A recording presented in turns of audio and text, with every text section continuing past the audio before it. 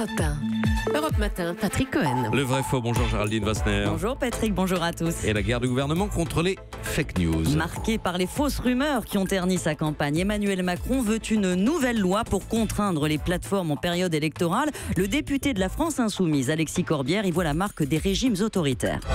Le 17 février 1852, dans le décret organique signé par Louis-Napoléon Bonaparte, il y avait déjà le fait que ça s'appelait les fausses nouvelles, vous voyez, on parlait pas en anglais, et devait être sanctionné. Depuis toujours, c'est une vieille affaire, et ça a annoncé après le coup d'État de Louis-Napoléon Bonaparte. Il faut se méfier de cette affaire.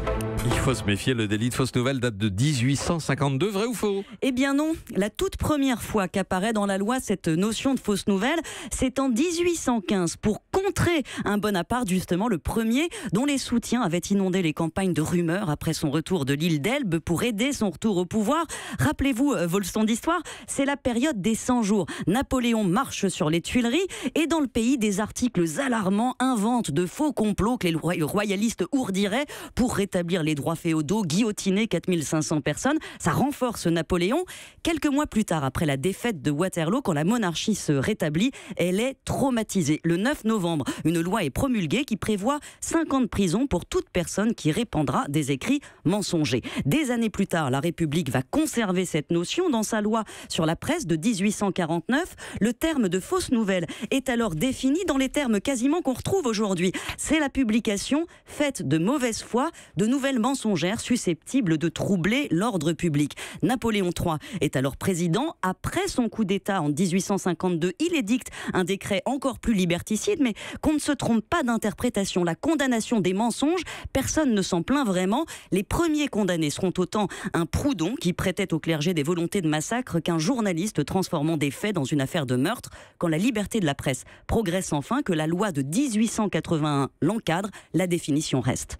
Vous allez avoir du courrier d'Alexis Corbière qui est très sourcilleux sur les rappels historiques. Mais cette loi de 1881, elle est appliquée aujourd'hui, Géraldine? Rarement, parce qu'il faut prouver ce trouble possible à l'ordre public, c'est pas évident. Donc on condamne davantage pour diffamation. 230 condamnations l'an dernier selon la chancellerie. Et depuis 2010, il y a eu en tout 3 condamnations pour fausses nouvelles. À noter qu'un article du Code électoral permet aussi de poursuivre quelqu'un pour ce même motif si le résultat de l'élection en a été biaisé. 2 condamnations en 2014. Bref, les outils légaux, ils sont là.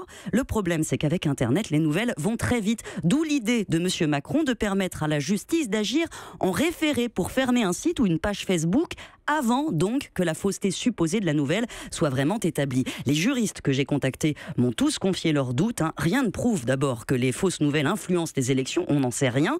Et un juge doit dire le droit, pas le vrai. Le risque pour eux, c'est que les plateformes finissent par s'auto-censurer et suppriment demain tous les propos qu'elles jugeront tendancieux. Géraldine Wassner, merci et à demain.